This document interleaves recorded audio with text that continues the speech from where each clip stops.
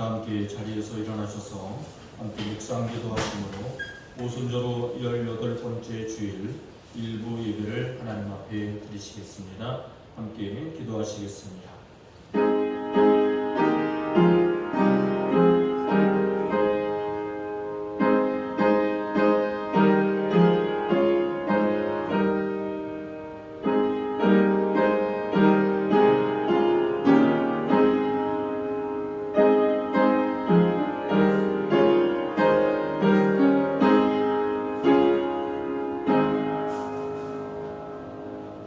하나님은 영이시니 예배하는 자가 영과 진리로 예배할지니라. 아멘. 만물을 창조하시고 우리 인생들에게 생명을 주신 하나님 아버지, 감사와 찬송과 영광을 올려드립니다.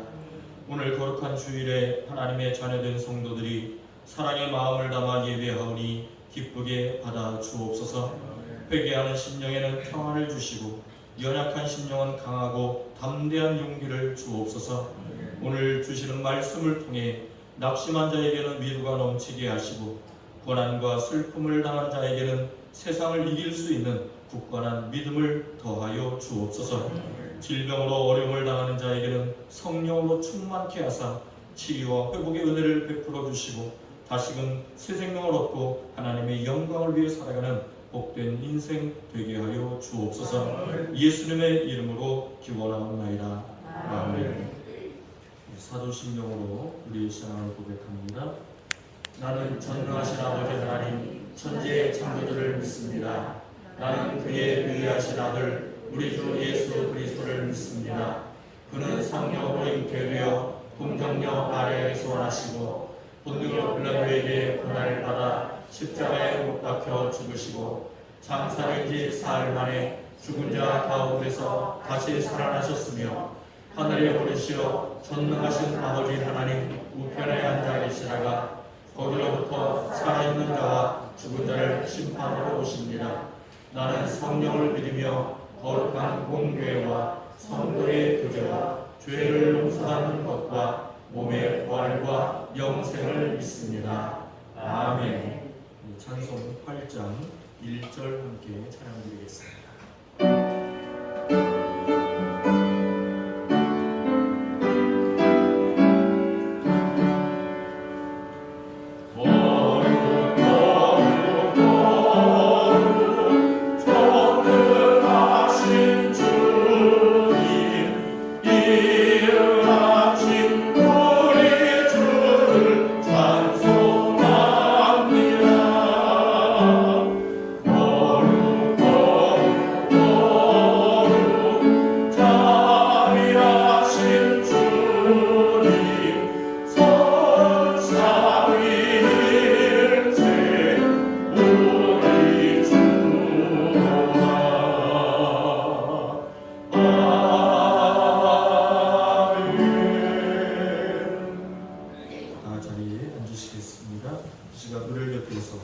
신명근 장로님 기도를 해주시겠습니다.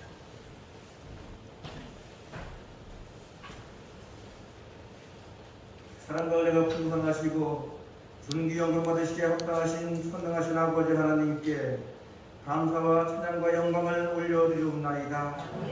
저들과 항상 함께하여 주시고 코로나19로부터 지켜주시고 또 추석 명절도 잘 보내게 하여 주시고 오늘 복주시에 약속하신 거룩한 주일 예배드릴 수 있도록 인도하시니 감사를 드리옵나이다.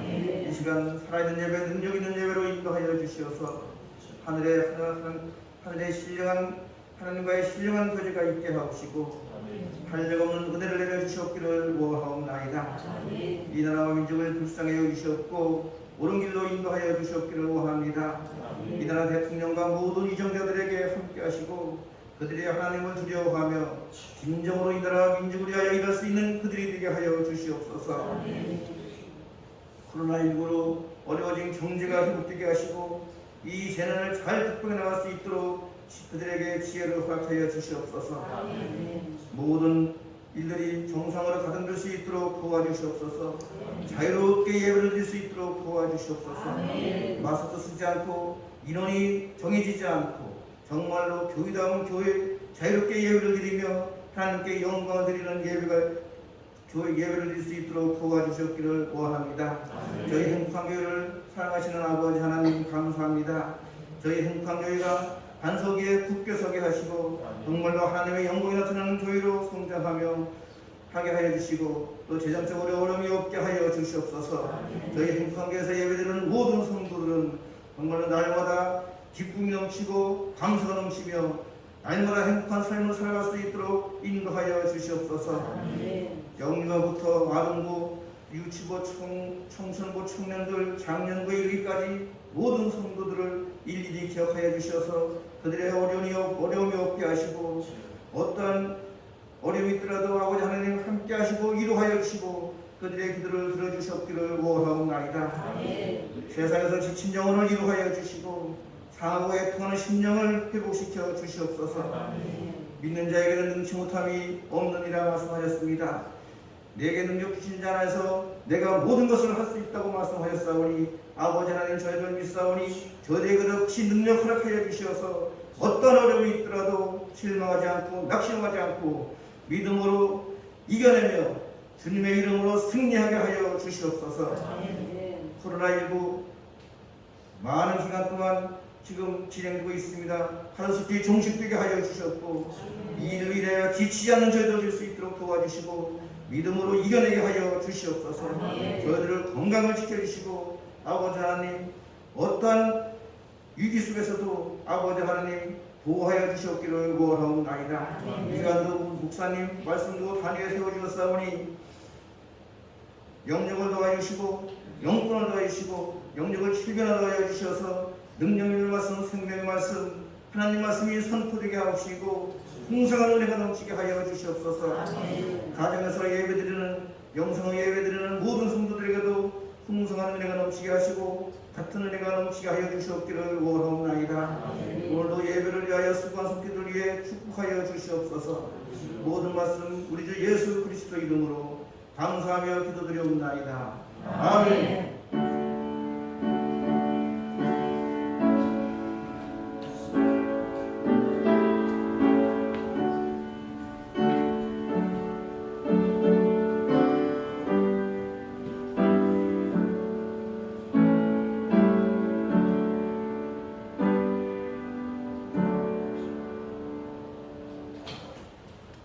감사합니다. 이 시간에 우리 교회 소식을 전해드리도록 하겠습니다. 오늘 1부 예배 참석하실 성도를 진심으로 환영합니다. 우리 서로 함께 인사하겠습니다. 건강한 모습으로 뵈니까 참 좋습니다. 건강한 모습 보니까 너무너무 반갑습니다. 항상 건강한 모습으로 주님 앞에서 함께 신앙생활 열심히 해나가는 우리 모두가 되기를 소원합니다. 주님께서 날마다 우리 베풀으신 은혜가 얼마나 큰지 알 수가 없습니다. 매일매일 하루하루의 삶이 그런 것 같아요. 눈 뜨고 하루를 살아가면 그 하루의 삶을 하나님께서 우리에게 주신 것이 얼마나 감사한지. 만약에 눈을 안 떴으면 어떡할 뻔했어요. 그죠? 눈을 못 떴으면 어떡할 뻔했어요. 금방 오늘 아침에 갑자기 연락을 받았는데 같은 시찰에 있는 박진구 목사님이라고 천안 산림교회 박진구 목사님 모친이 돌아가셨다고 연락을 받았어요. 그래서 하루하루 살아가는 게 참 하나님 앞에 감사가 아닌 게 없구나. 언제 하나님께서 불러가실지 모르는데 그래도 하루하루 살아가게 하시는 것이 얼마나 감사하죠. 질병이 문제가 아니에요. 코로나19가 문제가 아니에요. 진짜 하나님께서 우리에게 생명 주시는 날까지, 우리에게 호흡 주시는 날까지 최선을 다해서 믿음 안에서 승리하는 여러분들 되시기를 주님의 이름으로 축원합니다. 교회 소식 주보에 기록되어 있는 것처럼 우리 계속해서 기도하는 데 힘써주시기 바라겠고요. 이 장로님 기도하시고 특별히 나라 민족을 위해서 어디로 가는지 지금 알 수가 없는 그런 상황 가운데 빠져 있는 정말 중심을 잡고 바른 길로, 정의로운 길로, 생명의 길로 걸어갈 수 있는 이 나라 민족이 될 수 있도록 위정대로 대통령을 비롯해서 모든 위정대로 경제인들, 법적인 모든 사람들 다 그들의 중심을 잡을 수 있도록 함께 기도해 주시면 감사하겠습니다. 그리고 한국교회가 정말 이 위기 상황 가운데 중심을 잡고 이 나라 민족을 이끌어갈 수 있는 교회가 될 수 있도록 특별히 그 중심에 우리 그리스도인들이 정말 무릎 꿇는 그리스도인들, 기도하는 그리스도인들이 될 수 있도록 함께 기도해 주시고 우리 행복한 교회 성도들이 정말 그 중심에서 기도의 용사들로 함께 살아갔으면 좋겠습니다. 이 시간에는 하나님 앞에 예물을 드리는 시간입니다. 찬송가 50장 1절을 찬양 드리면서 함께 봉헌하시겠습니다.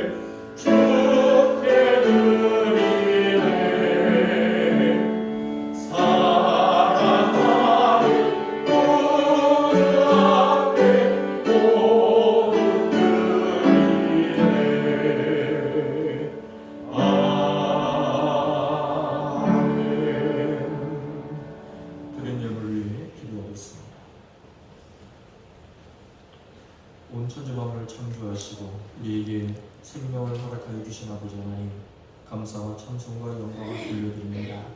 하나님의 도우심이 아니고서는 오늘도 이 시간 이 자리에 올 수 없었음을 고백합니다. 하나님의 은혜가 아니고서는 하루의 삶을 살아갈 수 없음을 다시 한번 고백하며 하나님 앞에 감사와 영광을 올려드립니다.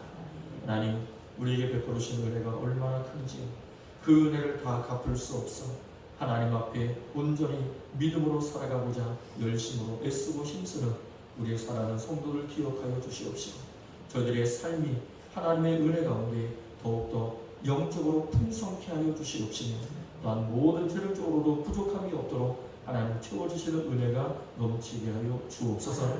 특별히 하나님 앞에 귀한 예물을 가지고 나와 드렸습니다.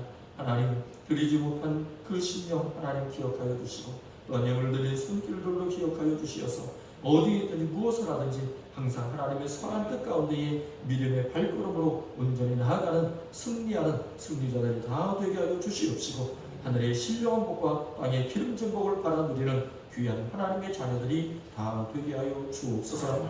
우리 사랑하는 성도들의 가정과 직장과 산업을 지켜주시고 자녀 손들을 지켜주시고 행하는 모든 일들 가운데에 하나님께서 친히 임마누엘과 함께하여 주셔서 그 모든 일들이 형통케 하여 주시옵시고 하나님의 선한 역사에 온전히 쓰임받는 귀한 하나님의 자녀들이 다 되게 하여 주옵소서.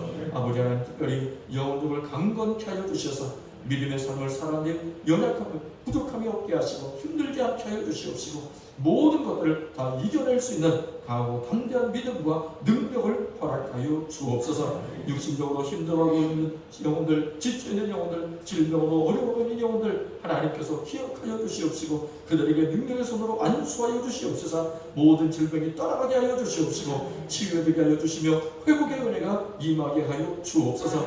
예수 그리스도의 보혈로 덮어주시옵소서. 온전케 하여 주시고 정결케 하여 주시고 깨끗게 되는 귀한 은혜의 역사, 치유의 역사가 나타나게 하여 주옵소서.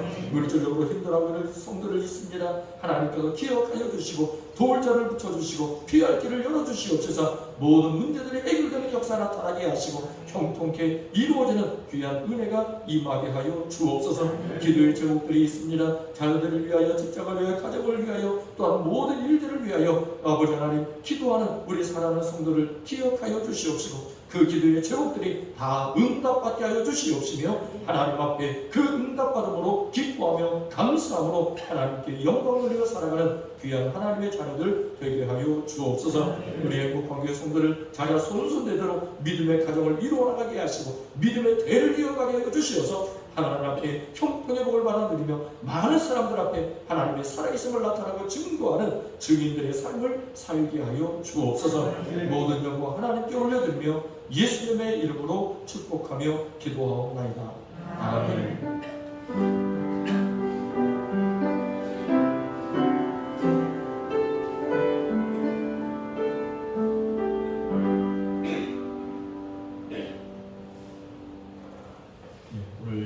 주신 말씀 함께 읽어보겠습니다. 오늘 말씀은 신약 성경 319쪽 빌립보서 2장 1절부터 12절까지 말씀입니다. 신약 성경 319쪽 빌립보서 2장 1절부터 12절까지 말씀. 신약 성경 319쪽 빌립보서 2장 1절부터 12절까지 말씀을 저와 한 절씩 교독을 하겠습니다. 1절을 제가 먼저 읽겠습니다. 그러므로 그리스도 안에 무슨 권면이나 사랑의 무슨 위로나 성령의 무슨 교제나 긍휼이나 자비가 있거든 마음을 같이하여 같은 사랑을 가지고 뜻을 합하며 화합을 품어 아무 일이든지 다툼이나 허영으로 하지 말고 오직 겸손한 마음으로 각각 자기보다 남을 낮게 여기고 각각 자기 일을 돌볼 뿐더러 또한 각각 다른 사람의 일을 돌보아 나의 기쁨을 충만하게 하라.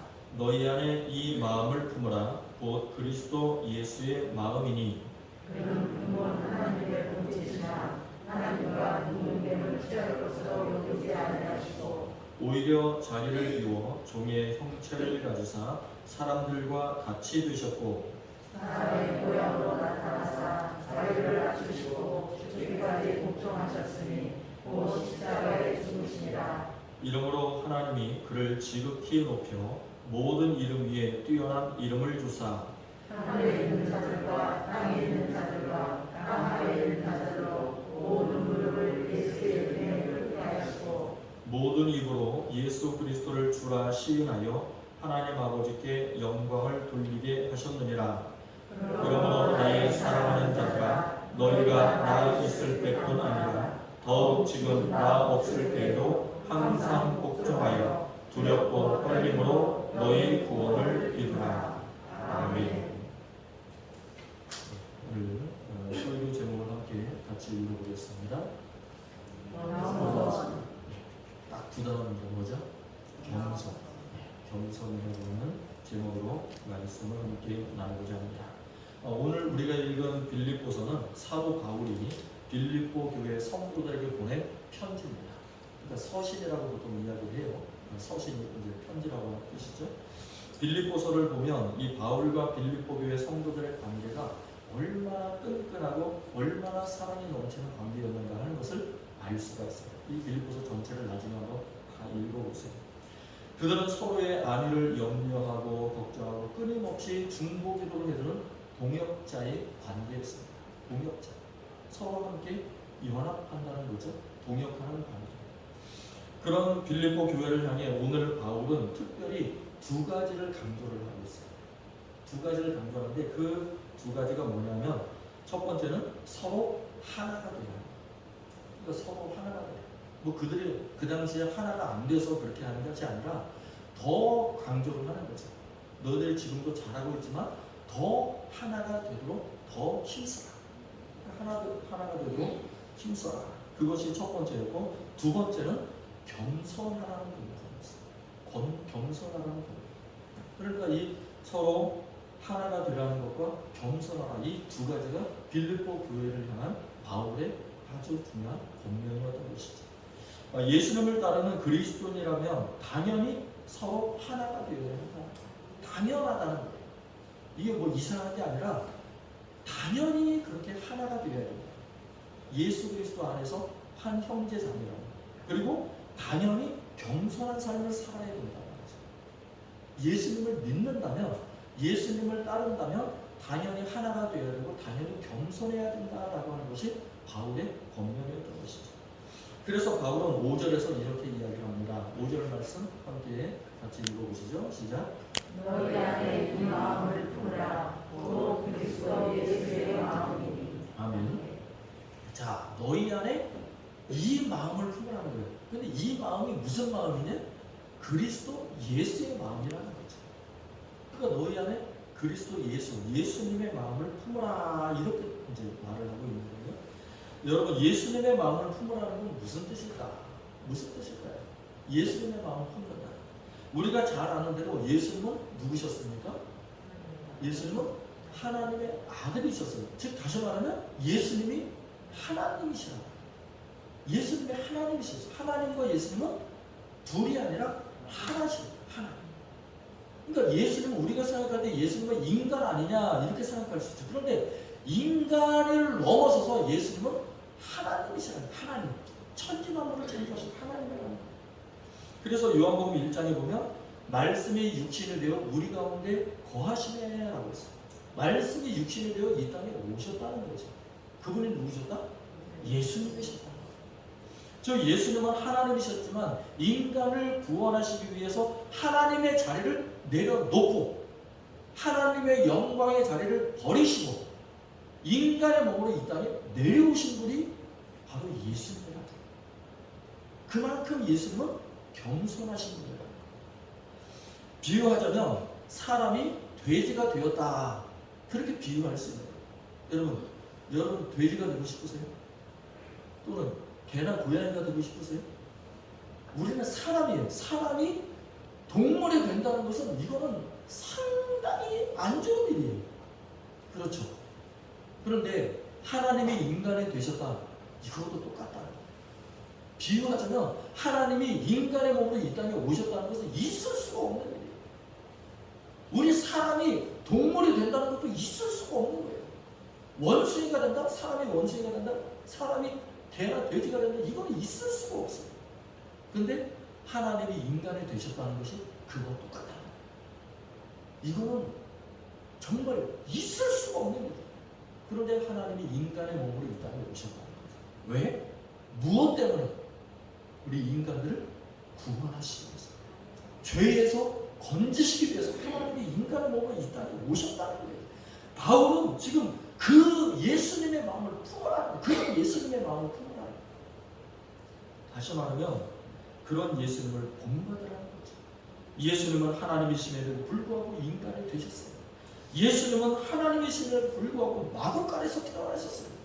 예수님은 또한 가난한 목수의 아들로 사셨습니다. 또한 가난한 자, 병든 자, 약한 자, 고통 중에 있는 자들을 찾아다니면서 돌보셨어요. 인간들을 위해서 자신을 십자가에 내어 주기까지 하셨어요. 채찍에 몸이 찢기시고 가시멸관을 쓰시고 창에 허리를 찔리시고 십자가에 달려 죽으십니다. 그렇게 낮아짐으로 겸손함으로 성도들을 사랑해야 된다는 것이 바울의 권면인 것입니다. 그것이 진짜 그리스도의 모습입니다. 진짜 예수 믿는 자의 모습이라는 거예요. 오늘 바울이 전한 편지의 내용이 바로 이것입니다.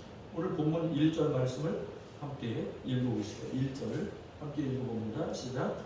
그러므로 그리스도 안에 무슨 권면이나 사랑이 무슨 위로나 성령의 무슨 교제나 궁율이나 자비가 있거든. 네, 여기서 말하는 이 궁율이라고 하는 것은 몸 안에, 우리 몸 안에 있는 장기를 의미하는 단어예요.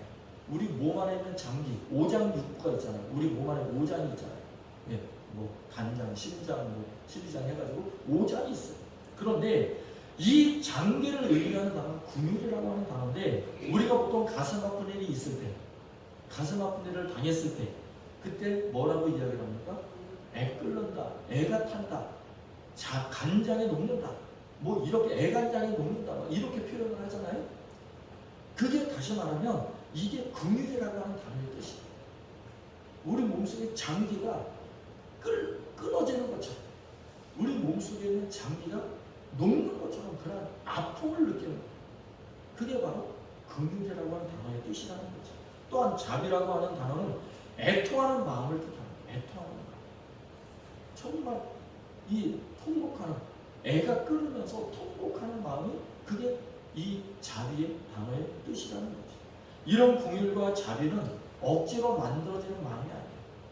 그죠? 억지로 이 긍휼과 자비가 만들어집니까? 억지로 할 수 있는 게 아니에요. 흉내 낼 수 있는 것도 아니에요. 여러분, 정말 가족이 돌아가시는 슬픔을 당했는데 그게 억지로 이게 돼요? 그게 가짜 모습으로 됩니까? 안 되거든요. 그거는 진심에서 우러나는 마음. 다시 말하면 긍휼과 자비라고 하는 건, 예수님을 믿음으로 긍휼과 자비를 나타내는 마음은 그런 마음이 된다. 진짜 마음이 되어야 된다. 예수님의 사람으로 완전히 거듭날 때에 그런 긍휼과 자비의 마음을 가질 수가 있다. 예수님의 사람이 될 때. 그렇지 않으면 흉내만 내다가 물거품처럼 사라지는 그런 인생이 되고 간다. 그러니까 믿음이라고 하는 것은 흉내를 낼 수 있다 없다? 없다. 흉내 낼 수 없어. 그건 금방 알 수 있어. 그 사람은 믿음이 있느냐 없느냐, 그 사람이 진짜냐 가짜냐는 금방 알 수 있어. 아멘. 흉내 낸다고 되는 게 아니야. 겉으로 꾸민다고 되는 게 아니야. 금방 알아채요. 사람들은 영적인 존재이기 때문에 이 사람이 진짜나 가짜나 금방 알아챈다. 그건 쉬워요. 금방 알아챌 수 있어. 여러분, 그래서 바울은 3절에서 다음과 같이 말합니다. 3절 말씀 함께 읽어보시죠. 시작. 아무리든지 다툼이나 허영으로 하지 말고 오직 겸손한 마음으로 각각 자기보다 남을 낫게 여기고. 즉 다시 말하면 바울은 아무 일이든지 다툼이나 허영으로 하지 말고, 이 허영으로 하지 말라는 뜻은 뭐냐면 속이 비어서 텅 비어 있는 것을 허영이라고 해요. 실속이 없는 것. 그러니까 겉모습만 멀쩡하니 속은 텅 비어 있는 그런 깡통과 같은 그런 모습이 허영인 것입니다. 겉으로 보기에는 화려할 수 있습니다. 그러나 알맹이도 없는 강아지와 같은 인생이라는 거죠. 알맹이도 없다. 예수님은 알곡을 원하시는 분입니다. 알맹이를 원하시는 분이에요. 가라지를 원하시는 게 아니에요. 우리 하나님 가라지를 원하시잖아요. 알곡이 되기를 원하시는 거예요. 아멘. 진짜가 되기를 원하시는 거예요. 제가 3주 전부터 계속 말씀드려요. 진짜와 가짜 중에 뭐가 되고 싶으세요? 진짜. 진짜로 하나님이 찾으시는 사람, 하나님이 원하시는 사람은 진짜 인생을 원하는, 진짜 믿음의 사람을 원하는, 진짜 예수쟁이, 가짜 예수쟁이가 아니라 진짜 예수쟁이를 원하시는, 진짜 예수쟁이 사람, 진짜 그리스도를 원하시는 거예요. 아멘. 가라지는 하나님 앞에 가면 전부 먼지처럼 살아 없어질 거예요. 훅 불면 다 날아가는 인생이에요. 그래서 가라지 인생으로 살지 말라는 거예요. 바울은 그것을 알기에 빌립보 교인들을 향해서 가짜가 아니라 어떻게 살아라? 진짜. 진짜로 살아라. 진짜 그리스도인으로 살아라라고 권면하고 있는 것이. 진짜 그리스도인이 되려면 어떻게 해야 하느냐? 바울은 그 방법을 뒤에서 알려주신대요. 3절 뒷부분에 한번 읽어보시죠. 오직 어떻게 해라? 겸손한 마음으로 각각 자기보다 남을 높여줘야 돼. 이 말은 다른 사람이 나보다 우월하다고 생각하는 거예요. 다른 사람을 나보다 낮게 깎아내리지 말고 우월하다고 높여주라는 거예요. 옆에 있는 사람을 높여주라는 거예요. 아멘. 같은 성도들을 먼저 나보다 다른 성도를 높여주라는 거예요. 근데 사람들은 그렇게 하나요?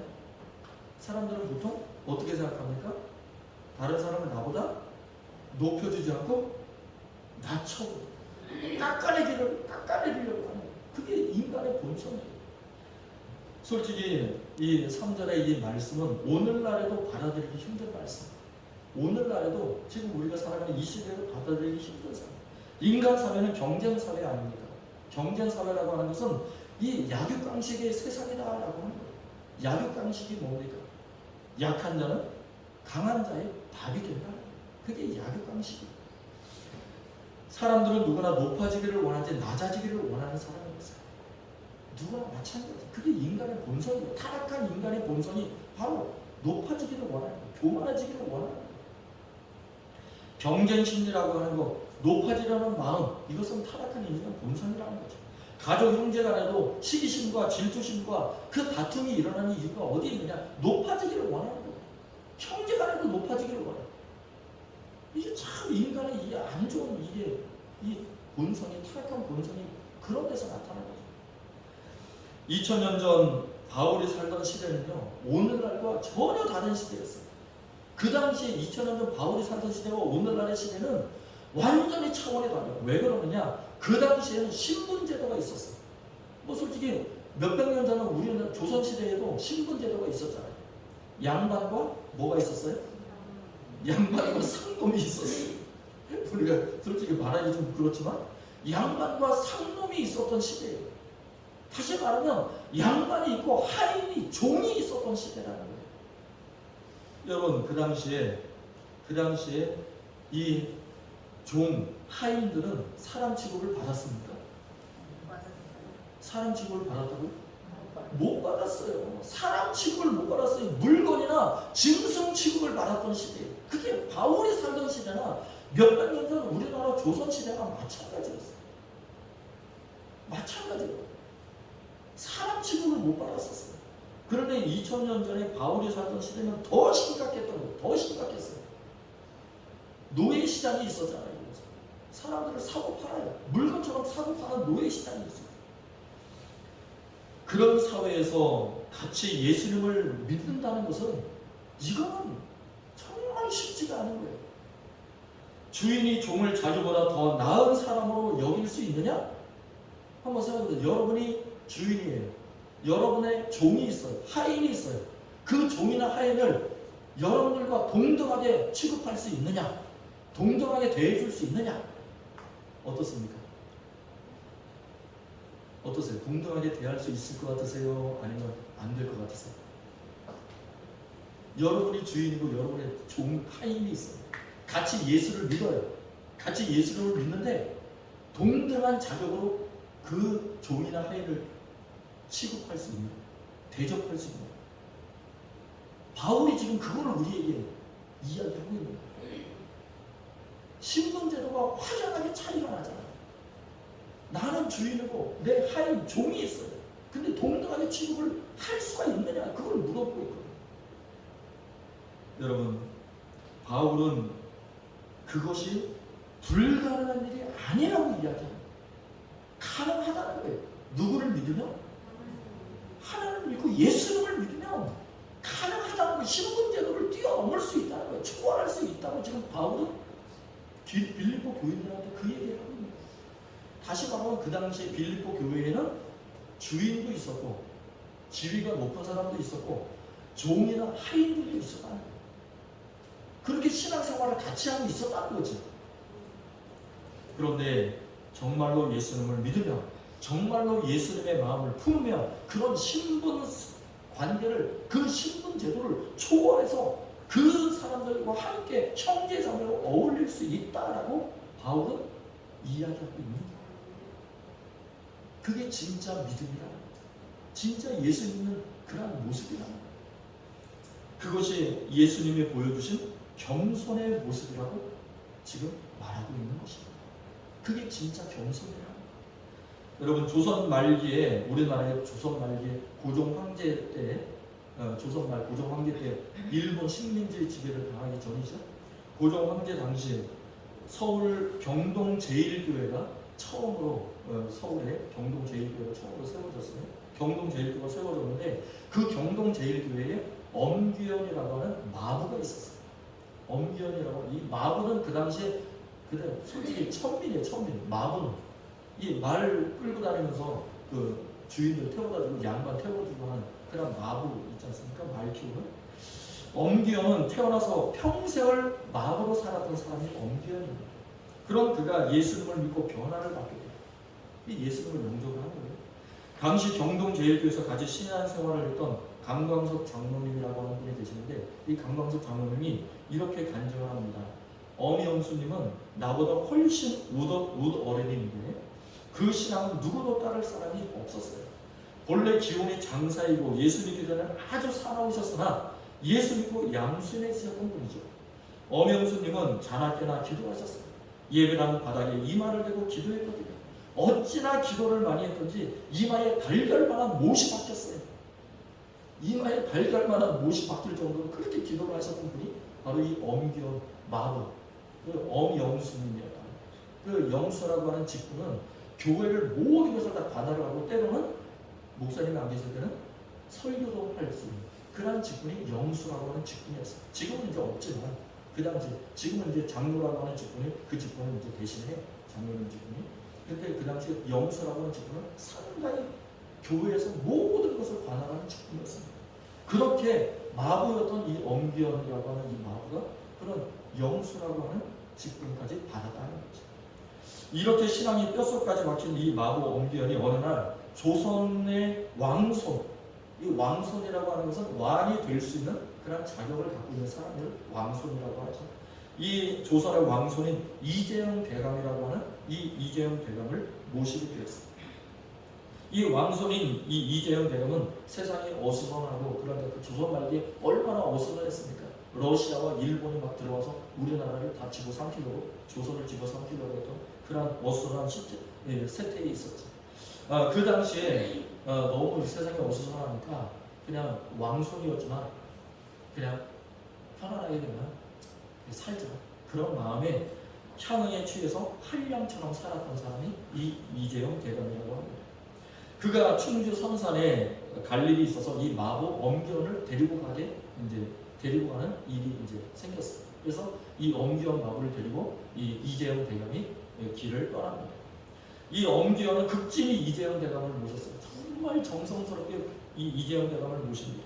주막에 잠을 잘 때는 불침범까지 서가면서 안전을 위해서 불침범까지 서가면서 이재용 대감을 모셨어요. 그런 일에 정성을 들였어요. 그런 이 엄기원을 보면서 이재용 대감은 하도 이 대견해서 이 말동무를 이제 삼습니다. 그래서 이런저런 이제 이야기를 이 엄기원 마부하고 나누는 거예요.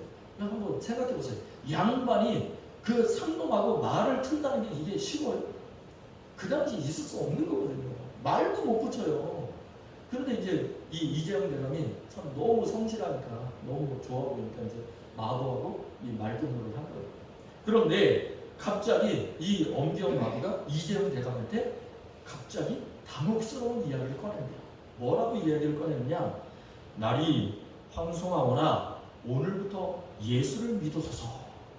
그래야 나리로 죄사함을 받고 영생을 얻을 수 있사옵니다. 이렇게 이야기를 하는 거예요. 마부가 양반인 왕손인 이재용 대감한테 지금 이렇게 이야기를 하는 거예요. 그 말에 이재용 대감이 어떻게 했을까요? 어떻게 했을까요? 여러분 상상해보세요. 옳다거나 아이고 착하다 그랬을까요? 이재용 대감이 그 자리에 호통을 치고 이놈하고 호통을 쳤어요. 감히 상놈이 내가 나한테 양반이 나한테 그런 말을 하냐? 그러면서 호통을 쳤어요. 왕손인 나에게 이런 말을 하다니 그러면서 호통을 칩니다. 그리고 그 이후로 이제 세월이 흘렀습니다. 세월이 흘러서 이재용 대감의 아내가 정시군인데 이 정시군이 먼저 예수를 믿게 됐어요. 참 놀라운 사건이 벌어집니다. 이 정시군이 먼저 예수를 믿고 신앙생활을 하게 됩니다. 그동안 방탕한 생활을 지냈던 이 이재용 대감은 모든 재산을 전부 다 탕진하고 다시 이제 집으로 돌아오게 돼요. 그러니까 한량처럼 살았으니까 여기저기 돌아다니지 않았겠어요. 한량처럼 살아요. 그러다가 이제 갈 곳이 없어지자 다시 집으로 돌아갑니다. 그때 아내와 경동제일교회 교인들이 이 이재용 대감을 마당에서부터 막 맞으러 갑니다. 그리고는 예배당으로 이끌어 드리고 예배당으로 끌고 가는 거예요. 예수 믿으라고 예배당으로 데리고 갑니다. 이재용은 그래서 이 호통을 치면서 내가 예배당으로 왜 가냐고, 내가 거기를 왜 가냐고 호통을 쳐요.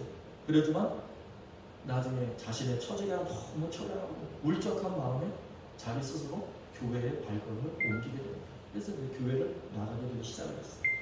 1910년도 조선의 국권이 일본에 빼앗겼을 때 한국교회는 100만 구령 운동을 벌이게 됩니다. 이 100만 구령 운동에 이제 힘을 쓰게 되죠. 이 무렵 승동교회에서 부흥집회가 열려요. 승동교회라고 하는 곳에서 부흥집회가 열리는데 거기에 이재용 대감이 참석을 하게 됩니다. 이제 가족들하고 같이 참석을 하는데 거기에 누가 있었느냐? 그 부흥집회에 마부인 엄기원이 그 자리에 딱 있는 거예요. 그 승동교회 그 부흥집회. 꿇어앉아 기도하고 있는 이 마부 엄기원을 만난 이 이재용 대감이 너무 반가운 마음에 이 엄기원 마부에게 다가가서는 끌어안으면서 손을 잡으면서 이렇게 이야기합니다. 형님, 이렇게 만나니 반갑습니다. 반갑고요. 나에게 전도하던 엄가가 아니시오. 그러면서 이 이재용 대감이 마부 엄기원을 확 붙잡고 끌어안고 손을 잡는 거예요.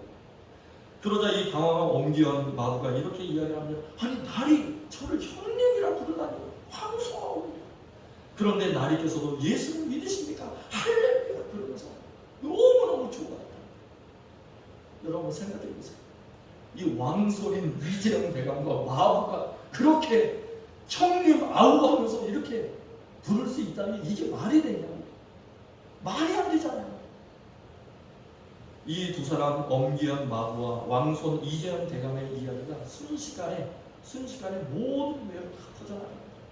그리고 신분 제도를 뛰어넘은 기적 같은 일이라고 모든 교회들이 함께 기뻐하고 즐거워하고 모두가 하나님께 영광을 올렸다고 합니다. 여러분, 예수 믿으면 어떻게 돼요? 이렇게 변화가 돼요.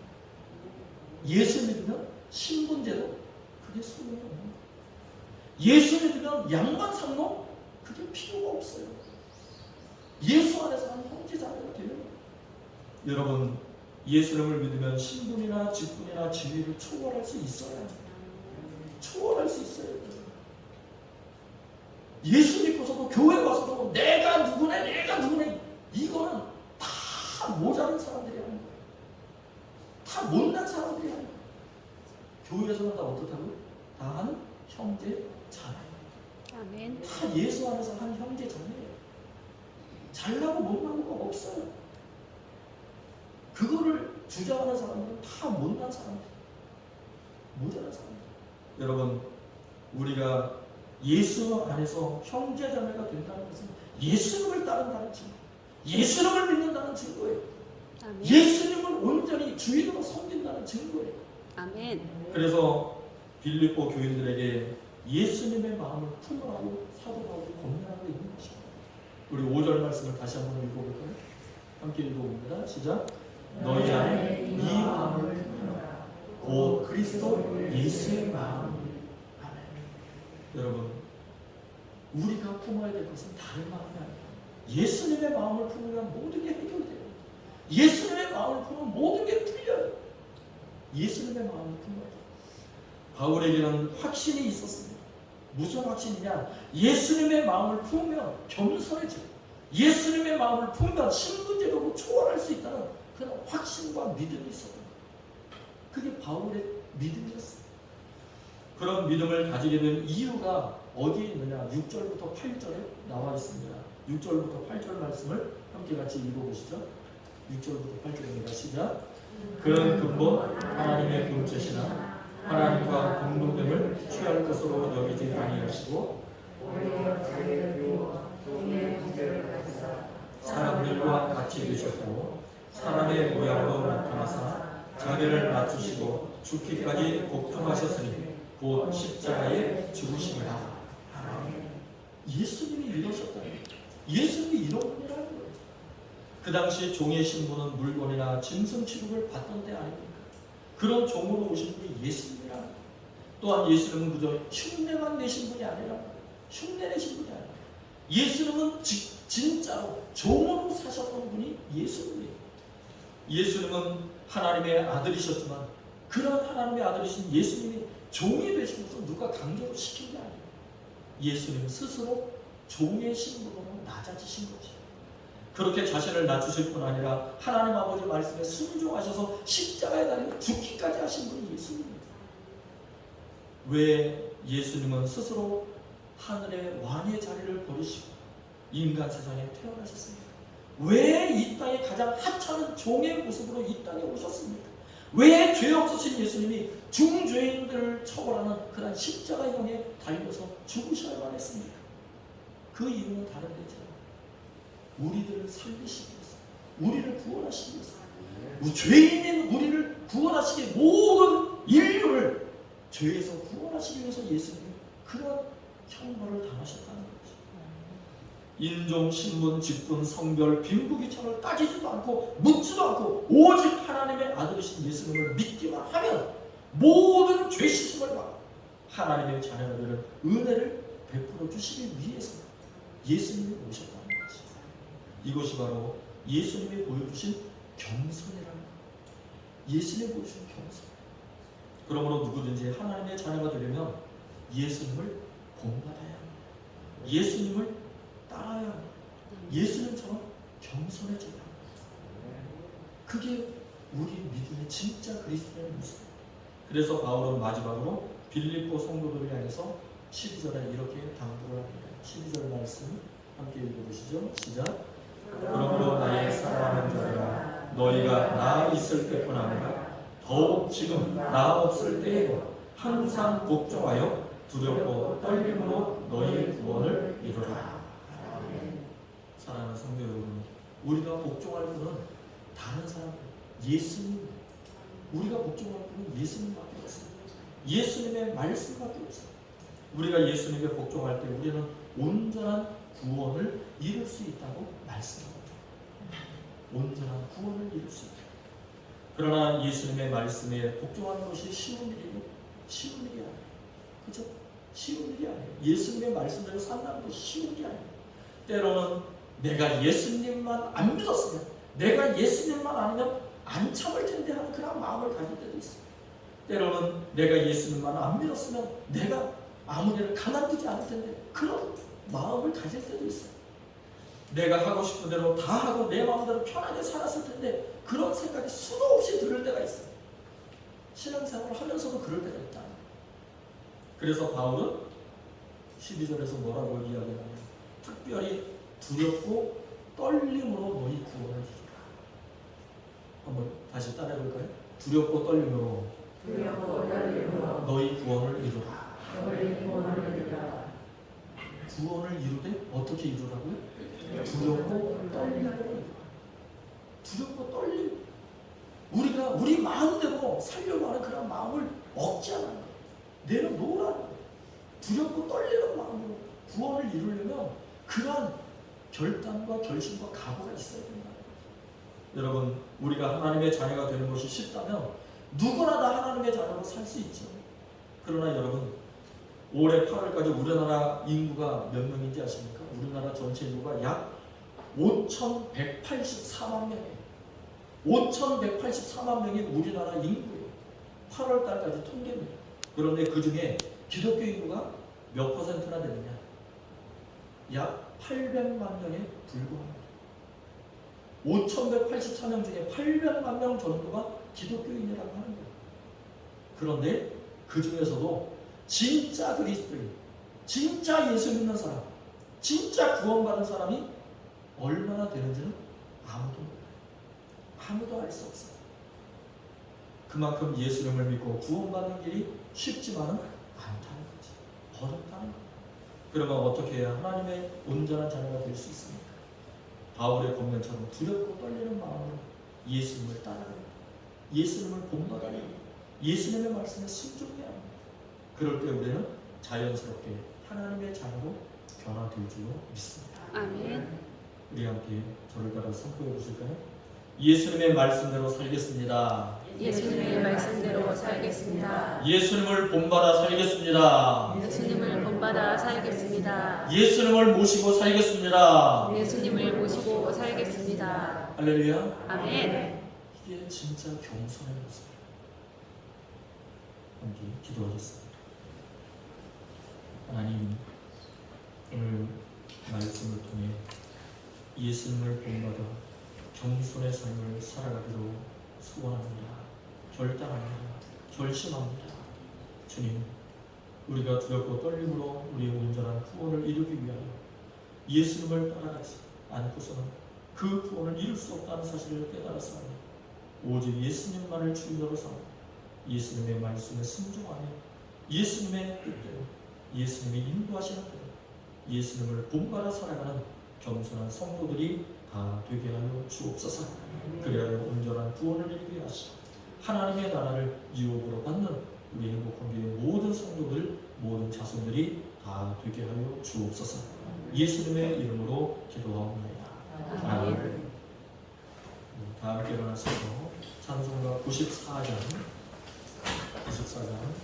1절 함께 찬양드리겠습니다.